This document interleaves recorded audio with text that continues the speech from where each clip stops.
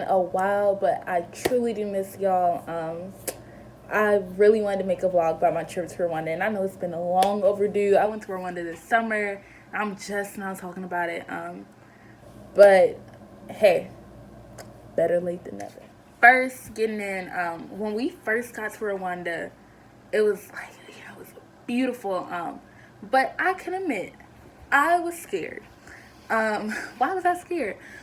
Because of the Rwandan genocide. If y'all don't know about the Rwandan genocide, it was Hutus versus Tutsis. And really, the only difference between the two people were their social class. And before I went to Rwanda, I was doing some research. I had saw all the things that had happened in the past, and like I'm reading about all the history.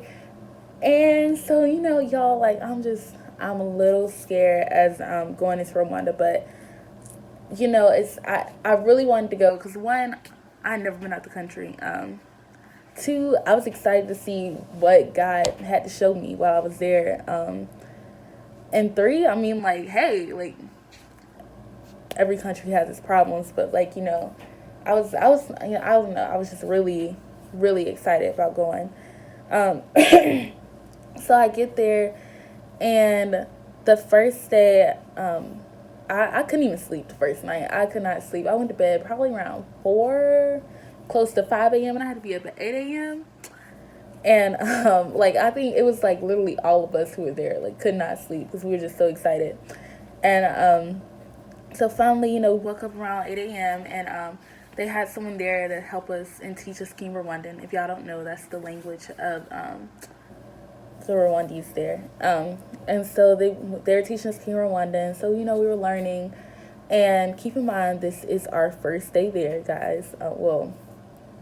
First actual day, because we had flew in like around midnight. So our like first actual day there, and our staff worker goes, and terminology. So I went with this group called InterVarsity, and it's the campus ministry, and they have people that we call staff. And they're kind of like over the students.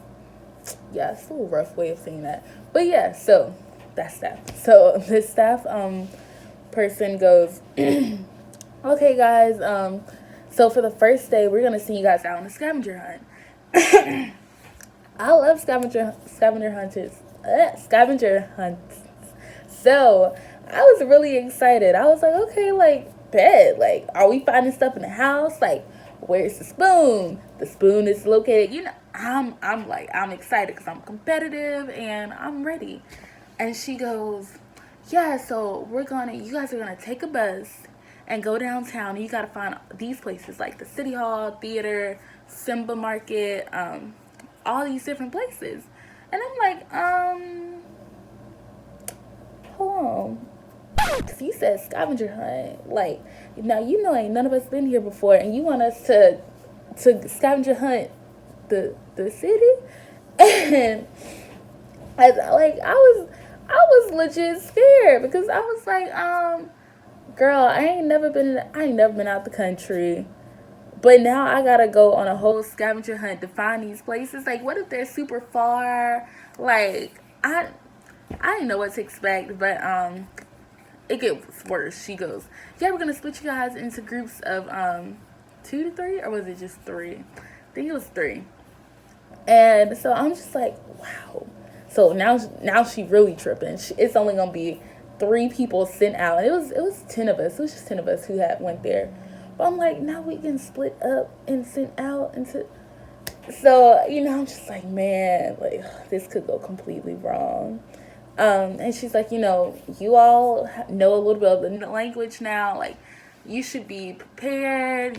Well, not prepared, but it shouldn't be too difficult. Like she was saying, like we have like provided like the bus tickets for you guys, and you guys, like, they provide us with this little phones, like, in case anything happens, here's a little phone, just call us. She was like, you got it.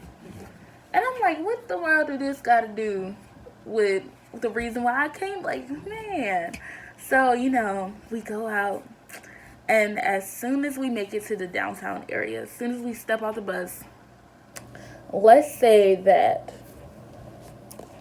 my lip gloss is my lip gloss is me and my friends. Let's say this is Rwandese people. So we stopping off the bus. This is. And the Rwandese people, as we're like talking in a little circle, they are circling around us, like as they walk by, looking around us like what in the world? Who are these people? Like, I mean, they are about this close. Like this close. And I'm sitting there thinking like, can you back up? Like, I mean, these people are close, and I'm just trying to figure out, like, they're looking at me like I'm feeling like I'm an alien.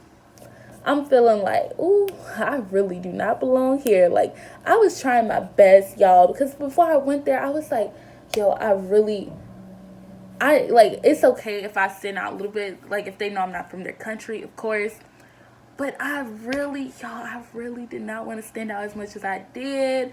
Like, I was looking like, I got an afro. So, which I'm not saying everybody in Africa got an afro. But I was like, I got an afro. So they'll know I at least got some kind of, like, African descent in me, like that. I'm kind of in touch with my roots, And I got there. Ain't nobody have an afro for real. Most people had perms or had just a very short haircut, and we can get into that topic on why that was later. But I'm looking at that, and I'm like, man, I really stick out like a sore thumb right now. And so after we're like realizing that we're getting stared at, and like people are kind of giving us like looks, after we never got over it really. But after we got over that, we went out and tried to find our places. And it was tough. It was tough. I did not find nearly as many places as I wanted to find. And on our way home, we ended up getting lost. Like, it was just crazy. So fast forward, we met with a couple people there, and we talked to them about their experiences during the genocide, and we just kind of like learned from them, and we had like a Bible study with them and everything like that. It was really nice, really wonderful people. And fast forward to the end of the week, we went to so it was Vision, a civil rights museum. It was like in the form of that, but it was really a memorial, really.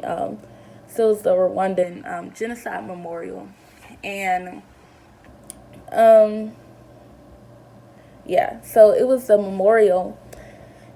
And when we get there, before we got there, the staff worker, Latricia, she looks at me and she goes, Summer, like, are you prepared for this? You seem like you're like, really emotional. So she was like, are you prepared? And I'm thinking, like, why is she asking me this? Because I've been to, like, in my mind, because I knew that it was bad. But in my mind, I'm thinking, I've been to, like, thousands of civil rights museums, and I've seen, like, horrible pictures. Like, I've heard horrible stories. Like, I think I'm prepared. Like, I'm prepared. I was ready to see some, like, disheartening things. I was ready to be, kind of, like, shaken up. But I was like, I'm prepared. So we get there, we're going inside, atmosphere is a little light for us, it's a little light, and we're walking through, and the first room, they have the stories on the wall, and usually when I go to museums, because I've been to so many museums, like, I don't be reading like the walls like I should be. But this time I was like, let me just really read like the walls and like what it has to say. So I'm reading the walls, and I'm reading the stories. And as you walk down the little hall, they start showing pictures. And these pictures, y'all, this genocide happened in 1994, 24 years ago.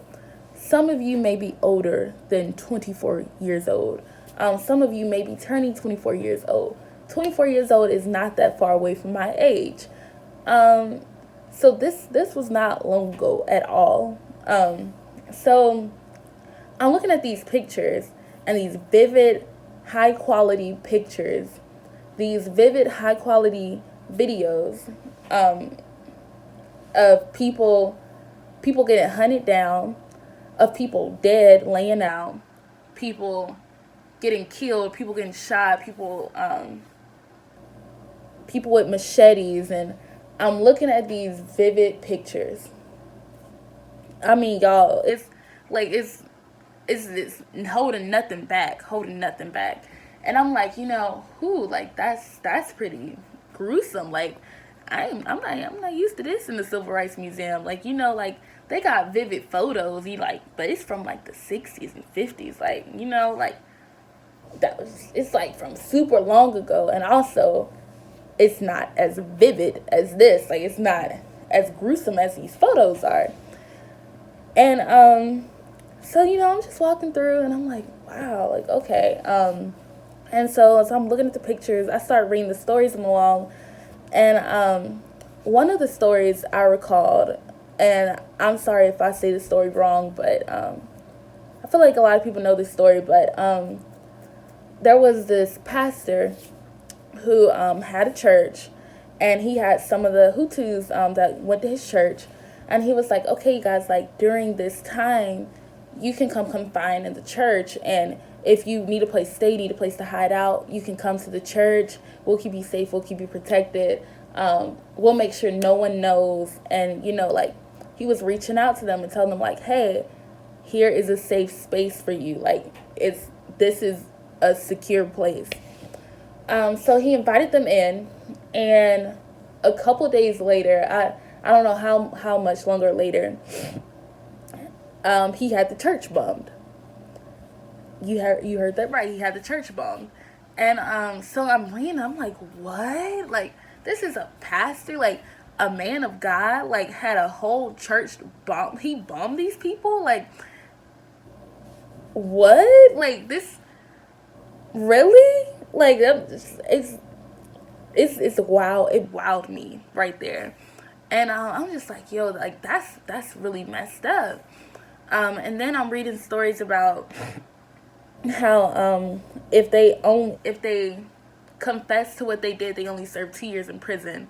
And, like, now I'm getting really aggravated because I'm like, oh no, you kill my family, and you kill my family, you kill all these people. You think you're only gonna serve 2 years in jail?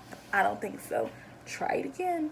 But so I'm reading, I'm like, yo, this is crazy. Like, if they didn't confess, they spend the rest of their time in prison. But yeah, and then I'm reading stories about how, reading and listening to stories about how people, there was this one story about a lady who tried to change what her identification card said. She tried to make it say Tootsie, and she was trying to cross with, like, her and her child, and they realized that what she was trying to do, and they killed her kids right in front of her, and she was able to take off running, but right in front of her daughter, her sons, her people, her offspring got killed. And I'm just thinking, I'm like, man, like, whoa. And they had, like, the picture of her identification card. And I'm hearing stories about how people would bury themselves in the ground, like, for days. Well, not for days. How people would bury themselves as, like, a hiding spot. And then, like, after a couple, like, as time went on, they would finally come up and then go off to places. And I'm hearing stories about how this one man was hiding in his friend's attic, and the friend's father found out and told his friend, like, hey, either get that man out your attic, or I will have somebody come and kill him.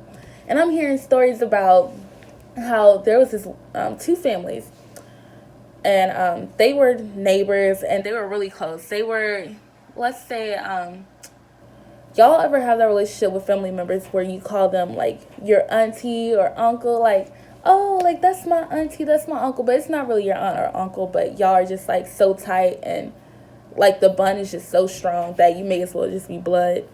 So they were like that, and the day after the genocide struck out, the family came over and killed the other family. And I'm just like, what? Like, how I if somebody's like my aunt, like they said in the little in the story that they called each other brothers, you know, aunt, auntie, you know, like they had that special bond. And I'm like, there's no way that I would be able to kill somebody who I like, who I'm that close with. And I'm just reading all these stories about how people like running for days and people getting beat, people getting machetes to the head. And I'm looking at all these gruesome images of babies. I'm looking at gruesome images of wives and daughters and sons and husbands. And I'm reading all the stories and I'm just a little distraught. Um, so yeah, I'm a little distraught and I'm a little shaken up. It was, y'all, honestly, like, I can't even describe the stories and the pictures that I had seen, but just know that it was so much hatred. It was like something I couldn't even imagine. And as I'm going through it, I'm like, how, in my mind, I'm thinking, so how in the world is it that when I got off that plane, I didn't see like any evidence of like any of this really? And so, I'm walking through, still walking through the memorial, and I get to the room, pictures of people, people people who had died and their families wanted them to be represented. And I'm looking, and I really didn't want to look at their faces, because when you put a face to it, like, then it becomes real, and you're like, man. And I'm looking at babies, I'm looking at grandmas, I'm looking at grandfathers, I'm looking at everybody. It didn't matter the age, it didn't matter, nothing mattered. I'm looking at all these people who were killed because of social class, um, because of disruption, because of evilness, because of manipulation. And I'm looking at all these people who were killed, and I'm like, man, like, these people were part of someone's family. And like, I'm just shocked as I'm looking at it. And the next room I get to, and y'all, I was doing kind of good. I was kind of like, my heart was achy, and achy in a way I had never felt my heart. Like, it was really achy. And I enter into the next room, and there lies Bones. I couldn't do it. I turned right back around, and I looked at Latricia, and I go, I can't. There's no way possible I'm going to be able to walk into that room. I just can't do it. And she grabs my hand and she walks in there with me. And here we are looking at these people's bones. And you may not have known who those people were, but you know exactly how they died. You can see bullet holes through the skulls, machete marks. And you can see, like, man, like, this was a baby. This man was pretty tall. This man was like, or this woman, and you just looking at the bones, and that then is really real, because you're just like, here lies, like, here are so many people, like, right in front of you.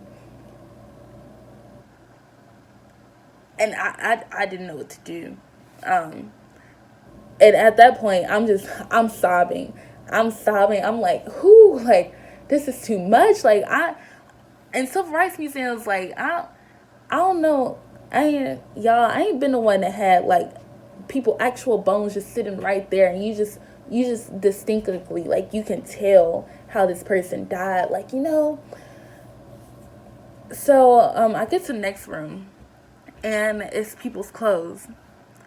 And, and I'm still, like, shaken up by that, too, because I'm like, again, you can see the blood stains, and you can see, like, by how they're dressed, like, oh, this person was not old at all. This person was pretty young. Like, this person was probably just trying to, like, probably was like me, like, trying to live their life. And so I'm looking at that, and I'm like, man, like, this is crazy. and they had the little videos playing up in the background. And after that, got to the you went upstairs. And that's where their last room was, and they had these videos playing. And it's kind of like a bright room, and the atmosphere is kind of like, again, like kind of light. And I'm like, what? Like who? Like I just love, like, downstairs, like pretty dark area. Like lighting was pretty dark and everything. And they had the video playing. They had like the little, like, kind of like happy music playing. I'm like, why in the world are they playing happy music? You know. But so, and I'm sitting down in that room, and at this point I'm sobbing. I'm still sobbing. I can't even, like, I can't even look at the video straight because I'm crying so much. And this lady goes, this lady's telling a story about how someone killed her whole family, and she watched it, and she was hurt, and she was alone, and how she really just imagine you and someone kills everyone around you. And she said he asked for her forgiveness, and she gave it to him. And she talked about how she loves him, and how if anyone asks for forgiveness, she forgives them. And now she treats him like that's her son. She was at his wedding. They had video clips of them at the wedding, and pictures, and they was just hugging, and you could just feel the genuine love that they have for each other. And I'm thinking, Art, what? Like, I just went through this museum, and I don't know, I've seen the photos, I've seen the videos, I've seen the bones, I've seen the clothes, I've seen all of this, and you, like, you treat him like he's your son now? What? And so, I'm looking at that, and I'm just thinking, that's crazy. And then they have other people talking, and this guy's talking about how he watched his mother die, and how he doesn't know who killed his mother, but if they were to ask for forgiveness, that he would forgive them instantly, and he would treat them with love. And I'm like, this, no. And I listened to these other people talk, and almost every single last person talks about how they would forgive that person, or how they have forgiven the person. And y'all, I'm shook. I'm very shook, because I'm thinking, why? Like, I get you gotta forgive to be forgiven, and I even did a video on forgiveness, and I'm all this stuff, but I'm like, this person, you just watched your baby girl die. You just watched your baby boy die. You just watched your husband die. You just watched your wife die. You just watched your mother die. Your dad die. You just watched your friends, your pastor, all these people kill everyone you love. I truly did not understand it. And I walked outside, and they had these big mass graves, and these about 200,000. Like, y'all, they still finding bodies. Like, it's hundreds and thousands of people who were killed. But I was at one of the mass graves, and I'm looking at it, and I couldn't even stand up. I was on the ground weeping. I didn't care who walked by. I didn't care what nobody said. I couldn't even hear anything else. I was just weeping so hard, because in front of me was thousands of bodies. And I knew they were all there, and I'm thinking, man, these are thousands of people who are just gone. And so I'm just weeping there. And finally, I don't know how long I was there. Finally, it's time for us to go. And we get in the van, and it's pretty silent. No one has to say anything, of course. I definitely, I had to get my emotions together. So we get to the house, and we debriefed it. And I can't remember how we all got to crying. I think we were already crying, really. But we were all just talking, and then we got to prayer. And at this point, you can, like, you can just hear the sniffles, like, you know, you crying, like you praying, and you try to talk, you can't. And so everyone's crying. You know, people talking to God, asking God why. People just people just not understanding, and and we're all just like upset. We're all genuinely upset. I was livid that happened, and I was just asking God. I keep on asking God why, like, why would you do this? Like, you just let this happen? Like, God, like, help these people, And I'm just asking God, like, help these people, Father. Like, why did you let this happen? And I just stopped talking, and then an image of my head of, like, the hills of Rwanda came up, and the sun came up from the hills, in between the hills, and it's just a bright, and it was just lovely, and God said, "Summer, forgiveness has power." And I'm thinking, what in the world does that have to do with anything?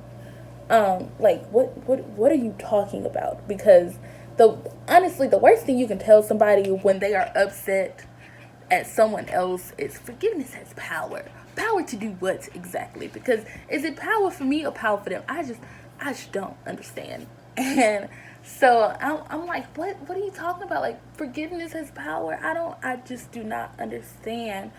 And God is like, forgiveness has power. And then I started thinking, I was like, if those people would have retaliated, if those people wouldn't have forgave those other people, it would have been a whole nother genocide.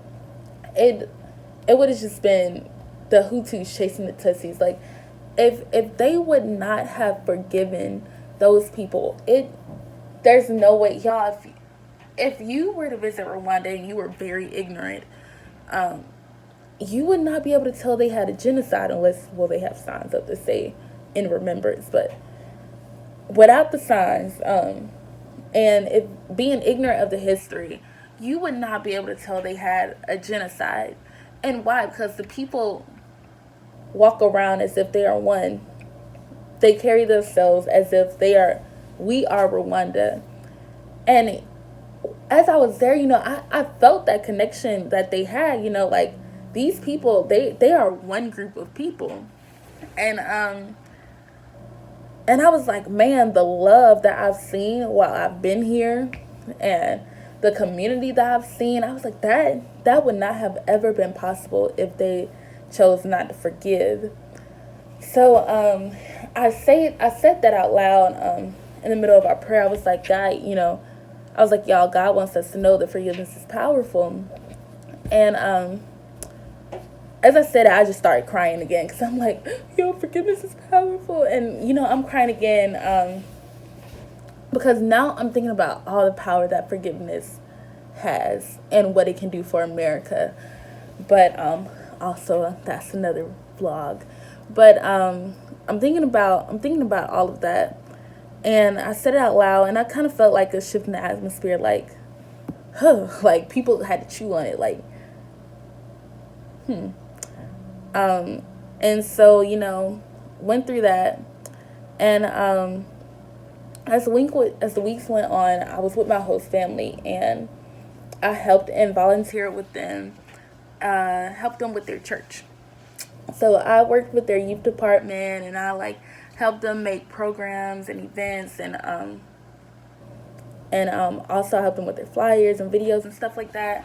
It was a really good time, and I learned a lot from my host family. With a lot, I learned, like, I observed how I talked about how everything seemed to be like one community, and everyone seemed to really, just really love each other and just be there for each other. And I'm sure there are some people in Rwanda who probably aren't the same, and who aren't the same.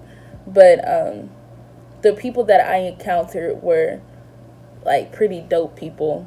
And I started to have, like, a jealous feeling. I was really jealous, honestly, because I looked at them and I realized that that's something that I could never have. And you're saying, why can't you have that, Summer? Because, one, being a black woman in America, for me, I don't feel like I belong. Like, I don't feel like I belong at all. You know, you get told, go back to where you came from, go back to Africa. And then you go to Africa, and like I told y'all, when we stepped off the bus, like, the people treat us like we were some aliens.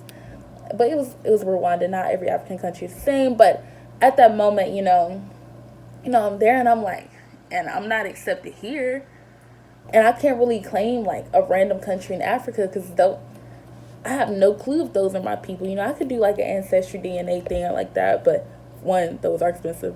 Two, like how accurate is it really?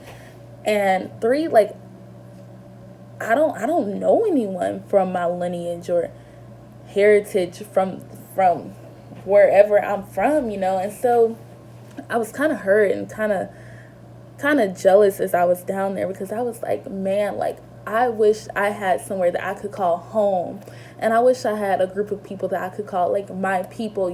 Like you see people like with their Nigerian flags, like, oh, I'm Nigerian, or like, oh, I'm Rwandan, or oh, I'm all this stuff.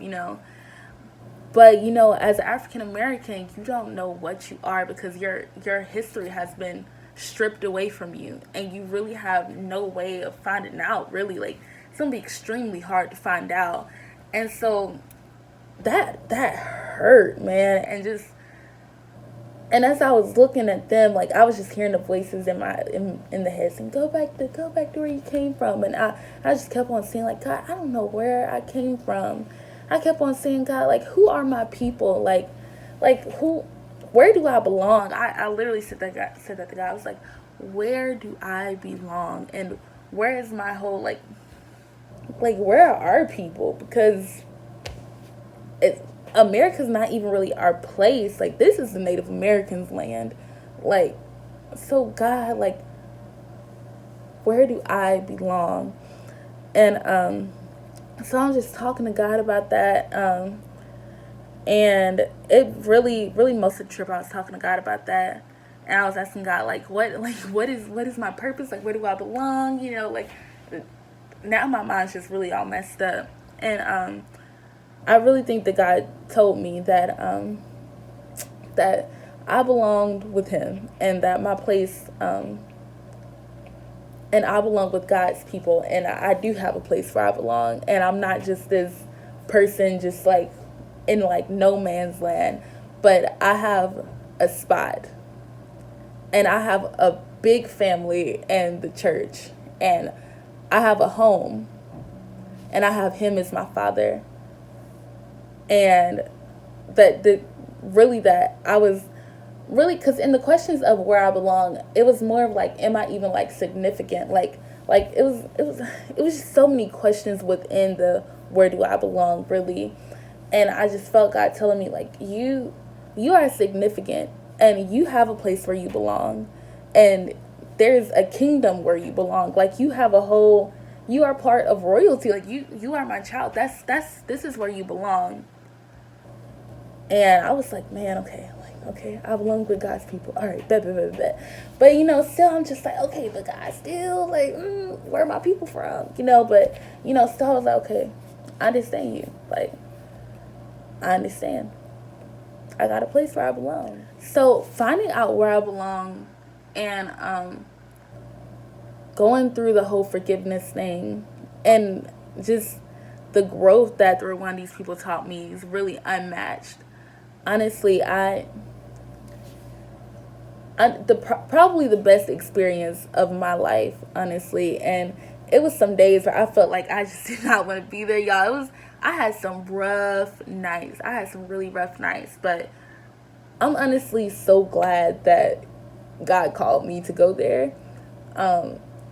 Not for like I told y'all I volunteered and worked there, but it wasn't because of the work that I got to do for other people, but because of the work that they did in me, and because of the people that God put in my life and just changed my mindset, that changed, the way I thought about things and changed my understanding.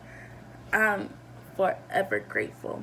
So that's my video on Rwanda. I hope you guys enjoyed it. It's super long, but get through it, It's good. I hope y'all have a good week. Bye.